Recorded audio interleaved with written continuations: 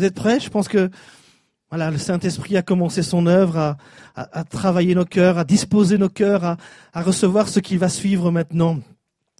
J'aimerais vous parler d'un thème qui peut-être va faire mal. Vous aimez pas m'avoir mal, hein? Non, vous êtes comme moi j'aime pas avoir mal non plus. Mais parfois il y a des thèmes comme ça qui mettent le doigt sur des endroits sensibles et parfois ça remue des choses. Alors j'aimerais vous parler d'un passage dans l'épître de Paul aux Romains, au chapitre 8, c'est un de mes chapitres préférés de l'apôtre Paul. Romains 8, au verset 28, un verset qui parfois a du mal à passer. Si vous êtes comme moi, il y a parfois des versets qui nous restent en travers de la gorge et c'est difficile à assimiler, c'est difficile surtout à encaisser. Alors Romains 8, 28, on lit ensemble. Nous savons du reste que toute chose concourt au bien de ceux qui aiment Dieu, de ceux qui sont appelés selon son dessein. Est-ce qu'il y en a qui peuvent dire amen à ce verset? Oui, quand même, il y en a quand même, plus que je ne pensais. On va le relire encore une fois. Nous savons du reste que toute chose concourt au bien de ceux qui aiment Dieu, de ceux qui sont appelés selon son dessein. Et même si ce verset est parfois difficile à faire passer, je crois qu'il y contient néanmoins une promesse extraordinaire. Et vous allez comprendre ce matin. Paul nous dit dans ce verset que toute chose concourt au bien de ceux qui aiment Dieu. Toute chose. Toute chose. Toute chose, ça comprend bien les agréables, ces choses que nous apprécions, ces choses qui nous font du bien, qui nous encouragent, qui nous bénissent, mais aussi parfois les désagréables. Celles qu'on voudrait éviter, celles dont on voudrait être épargné. Toute chose. Corrie ten Boom, une écrivaine chrétienne néerlandaise qui a aidé de nombreux juifs à échapper aux nazis pendant la Deuxième Guerre mondiale, elle a dit ceci. La vie, c'est comme une tapisserie, on n'en voit qu'un seul côté. La vie, c'est comme une tapisserie, on n'en voit qu'un seul côté. Et quand je lis ça, ça me rappelle mon enfance. Avec ma grand-mère. Ma grand-mère aimait faire ce genre de travail, des tapisseries à la maison. Oh, pas des grandes, des petites tapisseries. Mais je me rappelle ces moments et pour faire ce travail, elle utilisait ce qu'on appelle une trame, mais aussi toutes sortes de fils, des fils de toutes sortes de couleurs. Et avec cela, elle représentait une image sur un tissu. Et la difficulté de ce travail, voyez-vous, c'est qu'il fallait travailler sur l'envers. On travaille pas sur le bon côté, on travaille sur l'envers. Alors moi, j'étais un peu curieux par moments, j'aimais beaucoup la regarder faire et j'aimais prendre du temps et surtout venir voir ce que ça donnait. Alors évidemment, comme elle travaillait sur l'envers, tout ce que je pouvais voir, c'était des nœuds et puis des fils qui s'entrecroisaient dans tous les sens. Et je peux vous dire une chose, c'est que c'était certainement pas très joli. Tous ces nœuds, tous ces fils qui se croisaient, c'était pas très beau à voir. Mais quand on retournait l'ouvrage pour voir le bon côté, là il y avait quelque chose de merveilleux qui apparaissait. Et ça c'était les tapisseries, on n'en voit qu'un seul côté à la fois. Maintenant vous avez déjà vu certainement dans certains endroits des tapisseries murales. Alors c'est bien sûr, c'est pas les petites tapisseries de ma grand-mère, elles sont beaucoup plus grandes. Et évidemment, vu la grandeur de ces tapisseries, on ne peut pas voir le bon côté avant que la tapisserie ne soit entièrement finie. Et je crois que la vie, voyez-vous, c'est exactement pareil. On travaille, on vit sur le côté terrestre et on ne voit pas le bon côté. Ce n'est qu'à la fin, ce n'est parfois que bien plus tard, que nous voyons et que nous comprenons le plan complet et parfait de Dieu. Vous pouvez dire amen à ça? Oui? Je vous entends pas bien, il y a du vent.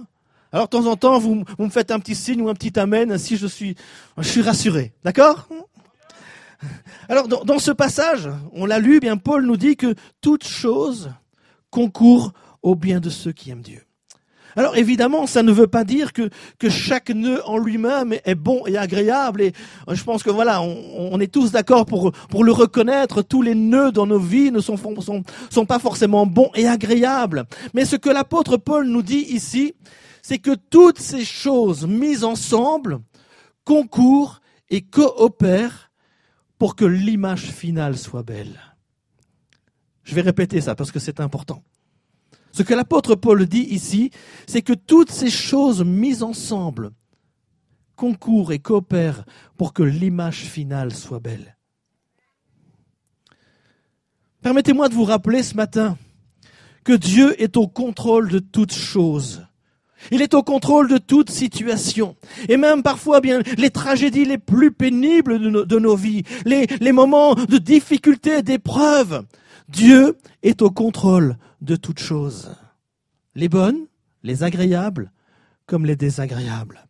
Alors ce matin, j'ignore quels sont les problèmes de vos vies. J'ignore quels sont les nœuds de la tapisserie de vos vies. C'est-à-dire tous ces problèmes que très souvent nous portons durant des années pour lesquels nous n'avons pas ou ne voyons pas de solution. C'est peut-être les nœuds des disputes familiales. C'est peut-être les nœuds de l'incompréhension entre parents et enfants. Les nœuds du manque de paix et de joie au sein des familles. Les nœuds du désespoir des époux qui se séparent. Des familles qui volent en éclats. Nœuds provoqués par la douleur d'un fils ou d'une fille qui se drogue ou qui est malade, qui est parti de la maison, qui s'est peut-être éloigné de Dieu. Nœuds de l'alcoolisme et de tous nos vices. Des vices et des passions de ceux qui nous sont chers, que nous aimons. Nœuds des blessures physiques ou morales provoquées par les autres. Nœuds de la rancœur. Nœuds du sentiment de culpabilité. Nœuds des maladies qui ne guérissent pas, nœuds de la dépression, nœuds du chômage, nœuds de nos peurs, nœuds de la solitude. Et j'en passe bien d'autres ce matin. Les nœuds de nos vies sont nombreux, n'est-ce pas? Ils sont bien nombreux. Et très souvent, ils étouffent notre âme, ils nous abattent, ils enlèvent la foi du cœur et même, parfois, ils nous ôtent la volonté de continuer à vivre. Ils ôtent la volonté de continuer à vivre. Et peut-être que les circonstances que je viens de décrire ont plongé certains ce matin dans un découragement profond. Mais j'ai une bonne nouvelle.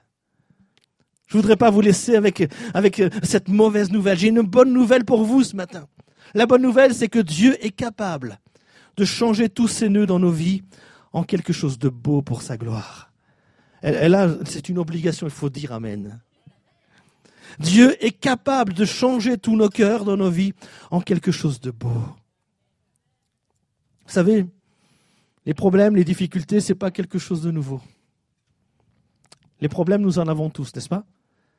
On en a eu, on en a peut-être ce matin, et on en aura encore. On en aura encore. L'apôtre Pierre dira, « Bien-aimés, ne soyez pas surpris comme d'une chose étrange qui vous arrive, de la fournaise qui est au milieu de vous pour vous éprouver. » Pierre dit ici, « Ne soyez pas surpris, comme s'il vous arrivait quelque chose d'étrange, quelque chose d'anormal. » Non, non, ne vous étonnez pas, parce que dans la vie, il y aura toujours des difficultés. C'est pas avec ça que je vais vous encourager, je sais. Mais dans la vie, il y aura toujours des difficultés. Alors ne vous étonnez pas si vous avez des problèmes. Je dirais même, et je vais aller plus loin, qu'il doit y avoir des nœuds dans la tapisserie. Il doit y avoir des nœuds. Une tapisserie dont il n'y a pas de nœuds, c'est une tapisserie qui ne tiendra pas. Il doit y avoir des nœuds. Et Paul, voyez-vous, qui était un grand homme de Dieu, voilà ce qu'il dira. Nous ne voulons pas, en effet, vous laisser ignorer, frères, au sujet de la tribulation qui nous est survenue en Asie, que nous avons été excessivement accablés au-delà de nos forces, de telle sorte que nous désespérons même de conserver la vie. Paul ici était dans une situation où il est sous pression, au point où il est en train de désespérer. Il désespère même de conserver la vie. Accablé, dit-il, à bout de force. Est-ce que ça parle à plusieurs, ça? Accablé, à bout de force, au point de désespérer. Et pourtant, voyez-vous, c'est le même homme. C'est le même homme qui a dit « Toute chose concourt au bien de ceux qui aiment Dieu ». Toute chose concourt au bien de ceux qui aiment Dieu. Et maintenant, bien, Paul dit « Je suis en train de faire l'œuvre de Dieu, je sers Dieu de tout mon cœur. Et pourtant, je suis dans une pression telle que cela dépasse tout ce que je peux supporter. »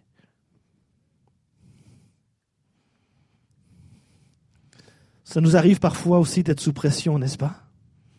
Il y a des situations dans nos vies qui nous mettent sous pression. Mais permettez-moi de vous dire ce matin que la pression dans nos vies, elle est importante. Je vais vous poser une question. Est-ce que vous savez d'où viennent les diamants? Je l'ai entendu, oui, du charbon.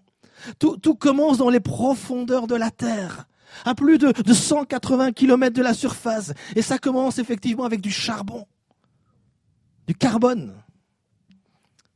Alors, quand on voit du charbon, vous êtes d'accord avec moi pour dire que c'est pas très joli, ça sent pas très bon, c'est sale, vous touchez le charbon, on a les doigts tout noirs, c'est ça du charbon, c'est pas très joli, ça sert qu'à une chose, c'est d'être mis dans un feu pour se chauffer, n'est-ce pas? Vous faire un barbecue, oui. Il y en a qui ont faim déjà, c'est l'heure. Mais le charbon, c'est ça. Je ne sais pas, les sœurs, imaginez votre mari qui un jour arrive avec une belle boîte, un bel écrin, et puis dedans il y a un bijou, une bague avec un morceau de charbon dessus. Ça vous ferait plaisir, n'est-ce pas? Non? Vous n'avez pas l'air convaincu. Qui aura envie de recevoir une bague comme cela? Personne. Et pourtant, bien dans les profondeurs de la terre, quand ce charbon-là est mis sous une pression forte et sous une chaleur supérieure à 1500 degrés, il y a une transformation chimique qui s'opère et le charbon, à l'état pur, commence à se cristalliser et c'est ce qui va produire le diamant. Waouh! Waouh! C'est la chaleur et la pression sur ce charbon qui le fait se transformer en diamant. Alors, bien-aimés, la prochaine fois où vous serez dans une situation de pression, quand vous serez dans une situation de difficulté, j'aimerais que vous puissiez vous rappeler cela. Que peut-être que vous puissiez vous dire, je suis sous pression, mais Dieu est en train de faire de moi un diamant. Alléluia. Dieu est en train de faire de moi un diamant et ça, c'est encourageant. Ça m'encourage ce matin. Oui, il y aura des difficultés dans notre vie. Oui, il y aura des nœuds. Oui, il faut qu'il y ait une pression, une chaleur forte dans notre vie, mais au travers de ce processus, nous sommes transformés en des diamants. Waouh! Vous savez, je comprends mieux cette parole maintenant de l'apôtre Paul qui dira toute chose concourt au bien de ceux qui aiment Dieu. On comprend mieux, n'est-ce pas? Toute chose concourt. Alors il est vrai que aujourd'hui on peut difficilement comprendre le pourquoi des choses, le pourquoi des nœuds, le pourquoi de toutes ces difficultés, le pourquoi de toute cette pression dans nos vies. Mais un jour, nous comprendrons. Un peu comme la tapisserie de ma grand-mère. Un jour, on comprend, quand on voit le travail terminé, quand on voit l'ouvrage et qu'on peut découvrir le bon côté, quand on peut découvrir l'image finale, on comprend que le plan était bon, que le plan était parfait. Rappelez-vous de ce jour où Pierre et les autres disciples étaient autour d'une table avec Jésus et ils partageaient un repas, le dernier repas avec lui. Et Jésus, lors de ce repas, va faire quelque chose d'étonnant. Il va commencer à laver les pieds de ses disciples. Et quand Jésus va arriver à Pierre, Pierre va lui dire, mais il n'est pas question que toi tu me laves les pieds. Et Jésus va lui dire ceci, si je ne te lave, tu n'auras point de part avec moi. Et il ajoute ceci, ce que je fais, tu ne le comprends pas maintenant, mais tu le comprendras bientôt.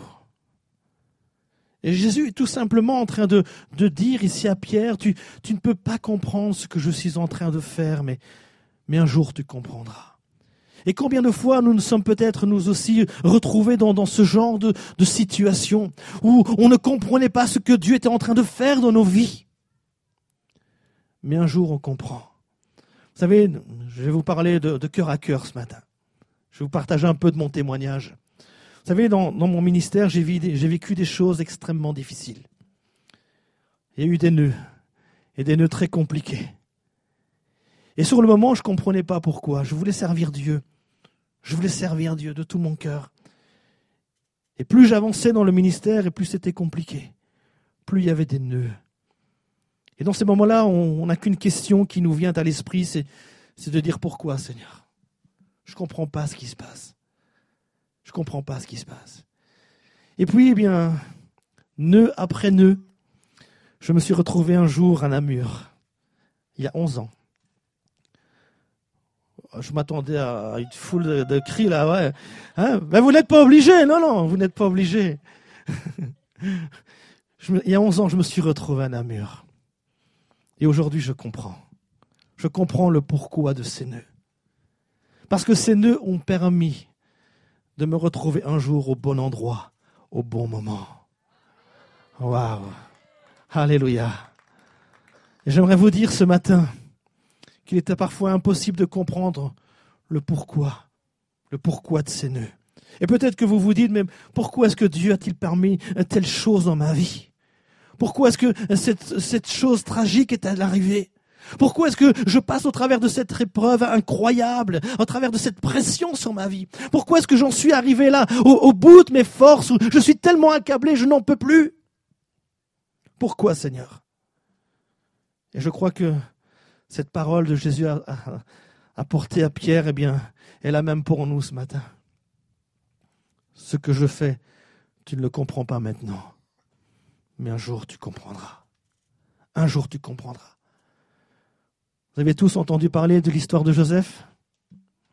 C'est une histoire dont on parle régulièrement, tellement elle nous touche et tellement on s'y retrouve aussi. Joseph, c'est un jeune garçon de 17 ans qui était vendu par ses frères et qui, par la suite, va se retrouver esclave en Égypte. Malgré qu'il faisait de son mieux pour servir son maître, eh bien, il va être accusé injustement par la femme de son maître, et là, il va être jeté en prison. Et je suis certain que Joseph, à ce moment précis, en réfléchissant sur sa situation, a souvent dû se dire, mais Seigneur, je comprends pas ce qui se passe. Je comprends pas ce qui m'arrive ici.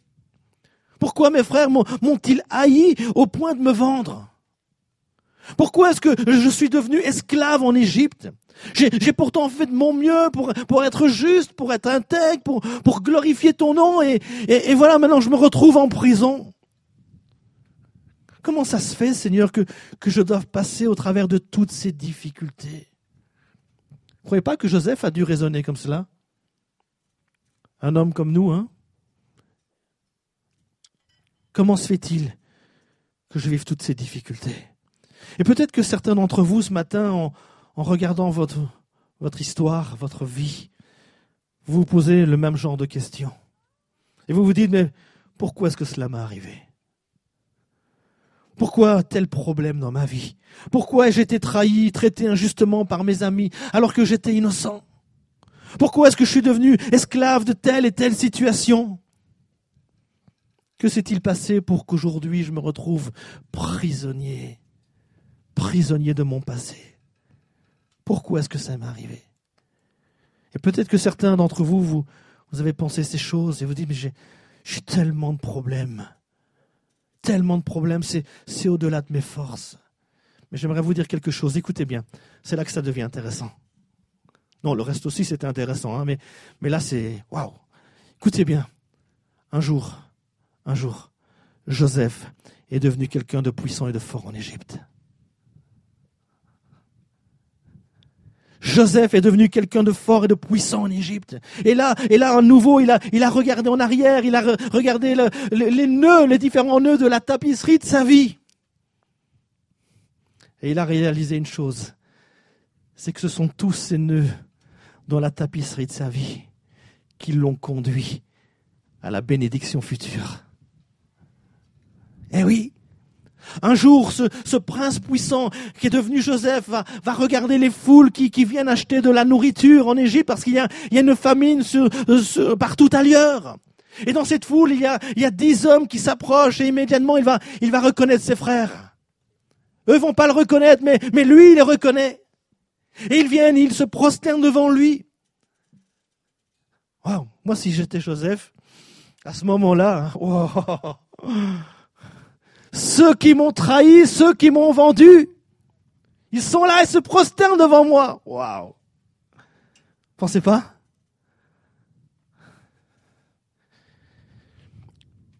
Je suis convaincu que le cœur de Joseph, à ce moment-là, a dû battre à 100, 200 à l'heure. Il s'est probablement dit, mais qu'est-ce que je vais leur dire? Qu'est-ce que je vais leur faire, surtout? J'aurais bien voulu savoir, malheureusement, la Bible ne nous le dit pas, mais l'histoire continue et 2 années passent. Et Joseph, à un moment donné, n'en peut plus et de contenir tout cela. Il va regarder ses frères lors d'un repas en pleurant et il va leur dire ceci: je suis Joseph, votre frère que vous avez vendu pour être mené en Égypte. Et là, j'aurais pas voulu être à la place de ses frères. Certainement pas. L'histoire me dit qu'ils étaient terrorisés. Ils tremblaient devant lui. Ils ne savaient plus quoi dire.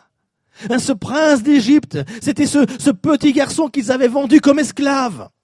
Et maintenant, voyez-vous, un seul mot de sa bouche pouvait faire de chacun d'eux des esclaves pour tout le restant de leur jour. Un seul mot, un murmure de la bouche de Joseph aurait suffi et ils auraient été emmenés pour être torturés. Il aurait pu faire d'eux de ses esclaves. Et on comprend que ses frères soient terrorisés, n'est-ce pas? On l'aurait été, nous aussi. Ils sont terrorisés, pris de panique. Et à ce moment-là, écoutez bien, Joseph va leur dire ceci.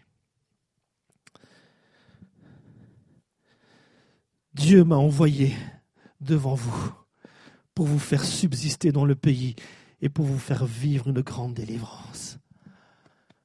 Ouais, moi, ça me touche, ça. Ça me touche ce matin. Dieu m'a envoyé devant vous pour vous faire subsister dans le pays et pour vous faire vivre une grande délivrance. Ce n'est pas vous qui m'avez envoyé ici, c'est Dieu. C'est Dieu. Vous aviez médité de me faire du mal, Dieu l'a changé en bien pour accomplir ce qui arrive aujourd'hui, pour sauver la vie à un peuple nombreux. Joseph voit maintenant ce que Dieu voyait depuis très longtemps. Joseph peut comprendre maintenant. Il peut comprendre ce qu'il n'avait pas compris jusqu'alors. Tous les nœuds dans la vie de Joseph faisaient partie du plan parfait de Dieu pour l'amener au bon endroit, au bon moment. Vous êtes là? Il fallait, écoutez bien, que Joseph soit préparé dans la culture, dans la langue égyptienne, pour qu'il apprenne à être ce prince puissant en Égypte. Pas seulement pour que sa vie personnelle soit sauvée, pas seulement pour que sa famille soit sauvée, mais pour amener un plan de Dieu à son accomplissement et pour amener tout ce peuple d'Israël en Égypte afin de les garder pendant une période de famine sur toute la surface de la terre. Dieu l'a conduit au bon endroit, au bon moment, pour la réalisation d'un plan parfait. Waouh! Waouh! Toute chose concourt au bien de ceux qui aiment Dieu. Et j'ai cette promesse de Dieu pour vous ce matin. Vous savez, ce monde n'est pas en train de faire ce qu'il veut. On a parfois l'impression que le monde fait ce qu'il veut. On a parfois l'impression que le monde fait ce qu'il veut et que tout est hors contrôle. Non, moi je ne crois pas ça. Je ne le crois pas. Dieu est au-dessus de toute chose et Dieu a un plan divin. Quelles que soient les situations, même les épreuves les plus difficiles par lesquelles vous passez ce matin, Dieu veut les transformer en quelque chose de bon pour sa gloire. Et la condition pour cela, parce qu'il y a une condition évidemment, la condition c'est d'aimer Dieu. La condition c'est simplement d'aimer le Seigneur. Toute chose concourt au bien de ceux qui aiment Dieu. La condition, c'est de l'aimer. Et si nous l'aimons, alors il contrôle toutes choses et il fera concourir toutes choses pour notre bien. Vous savez, bien-aimés, un jour vient où nous verrons l'autre côté de la tapisserie. Ce que je fais maintenant, tu Tu ne le comprends pas, mais un jour tu comprendras. Mon plan pour toi est trop grand, trop vaste, mais un jour tu vas le comprendre. Un jour tu vas regarder en arrière et tu verras l'autre côté.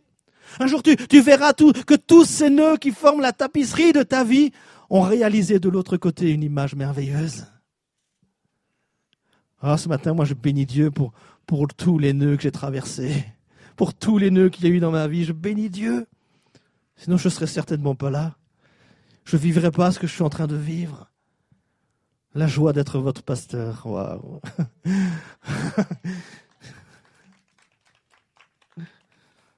Alors je vais terminer ce matin. Je suis ému, hein. Je suis ému.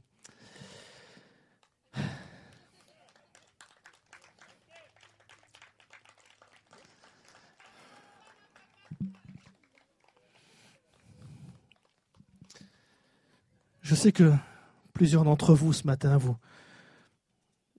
vous avez vécu des moments particulièrement difficiles où vous vivez des moments particulièrement difficiles. Et on pourrait penser et dire, mais Dieu, où es-tu? Que fais-tu? Et dans cette crise sanitaire et économique que nous traversons, certains ont dit, mais que fait Dieu dans tout ça? Où est Dieu? Que fait-il? Et Dieu nous dit, toutes choses concourent au bien de ceux qui aiment Dieu. Toutes choses sont sous mon contrôle. C'est sous contrôle. Écoutez bien, en 1986, ça date, c'était pas hier, 1986, David Wilkerson a donné une prophétie. Et j'aimerais vous la partager ce matin. Écoutez bien ce qu'il a dit. 1986, d'accord? Il a dit, je vois une peste arriver sur le monde et les bars, les églises et le gouvernement vont fermer. La peste frappera New York et la secouera comme elle n'a jamais été ébranlée. La peste va forcer les croyants qui ne prient pas à une prière ardente et à les ramener dans leur Bible. Et la repentance sera prêchée comme un cri par l'homme de Dieu derrière son pupitre. Et de là sortira un troisième grand réveil qui balayera l'Amérique et le monde entier. Ouais. 1986. David Wilkerson semble avoir prédit avec précision un virus qui balaie le monde, fermant la société et en particulier la ville de New York qui est actuellement, on le sait, l'épicentre de l'épidémie aux États-Unis. En 1986, mais il dit aussi, et c'est ça qui m'intéresse ce matin, le virus, c'est vrai, on le connaît, il est là, les églises se sont fermées, les bars se sont fermés. Mais il dit ceci, sa prophétie annonce également un grand réveil qui suivra cette crise. Et moi, j'en suis convaincu depuis le début, parce qu'après chaque grande épreuve, vient un temps de grande bénédiction.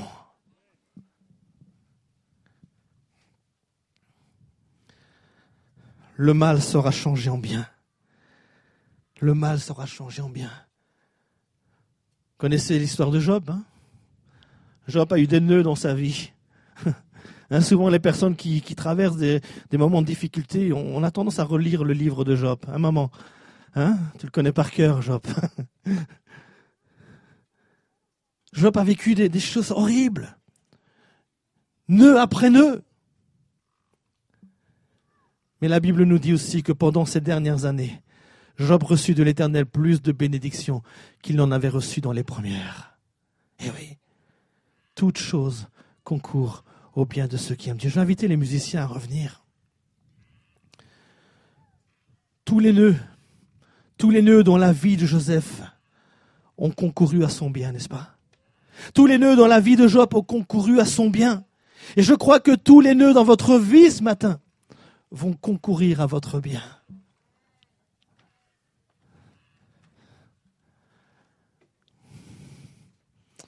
Qui a un nœud? Qui a un nœud aujourd'hui? Oh, parfois c'est pas juste un nœud, parfois c'est une boule de nœud. Parfois c'est une pelote de nœud. J'aimerais prier pour vous ce matin. Alors on va pas faire d'appel, je vais pas vous demander de vous approcher, il n'y aura pas d'imposition des mains, parce que nous devons respecter les gestes barrières, mais là où vous êtes, simplement levez la main. Et j'aimerais prier pour vous ce matin. Oui, oh, de nombreuses mains. Je ne sais pas pourquoi, mais je ne suis pas surpris. Je suis même pas étonné, comme dira l'apôtre Pierre. Que de nœuds, que de nœuds, que de nœuds. Seigneur, tu vois toutes ces mains ce matin. Et comme il a été dit parfois, bien c'est vrai, il est impossible de comprendre les pourquoi. Le pourquoi de ces nœuds. Mais une chose est sûre, c'est que tu restes au contrôle. Tu es au contrôle de toutes choses et ta parole nous dit que toutes ces choses, tous ces nœuds mis ensemble ce matin vont concourir à quelque chose de bon pour demain. Et nous voulons nous accrocher à cette promesse. Oh, je vois, Seigneur, dans toutes ces mains qui sont levées ce matin,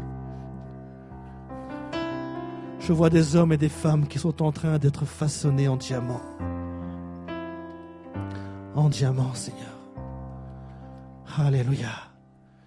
Que tu puisses donner la force et le courage à chacun de supporter la pression, de supporter la chaleur de la fournaise, Seigneur.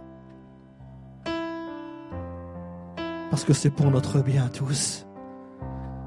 Tu es en train d'accomplir un plan parfait. Même si nous ne comprenons pas. Mais tu nous dis ce matin qu'un jour nous comprendrons. Un jour, nous verrons l'autre côté. Et nous nous réjouirons ensemble de ce que tu auras fait. Sois béni, Seigneur. Bénis mes bien-aimés. Garde-les dans ce temps de difficulté. Garde-les, Seigneur. Fortifie-les.